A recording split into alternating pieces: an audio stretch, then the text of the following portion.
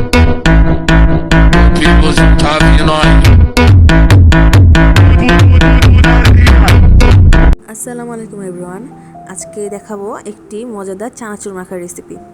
এখানে পেঁয়াজ একটা আর মরিচ দুইটা নিয়ে ভালো মতো কচি কচি করে নিয়েছি।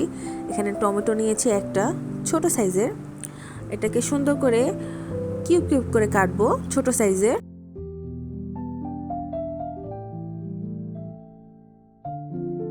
এখানে এক পিস লেবুকে ছোট ছোট টুকরা করে কাটবো। এটা চানাচুর মাখায় দিলে যখন টুকরাগুলো দাঁতের নিচে পড়বে তখন অনেক মজার ফ্লেভার আসবে, যা খেতে খুবই ভালো লাগে। আর আরেক পিস লেবু নিয়ে ওটা চিপে দিব যাতে ফ্লেভারটা আরো মুখে যেয়ে ব্লাস্ট করে। এখন দিয়ে দিব স্বাদ মতো লবণ, তারপরে দিচ্ছি সরিষার তেল। সরিষার তেল ছাড়া তো চানাচুর মাখা হয়ই না।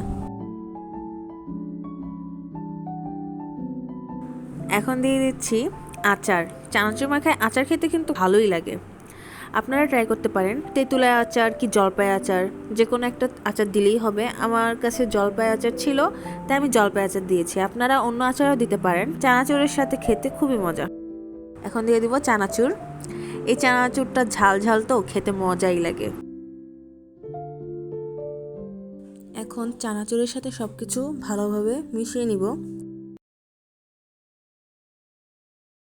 রেডি হয়ে গেল আমাদের মজাদার চানাচুর মাখা রেসিপি।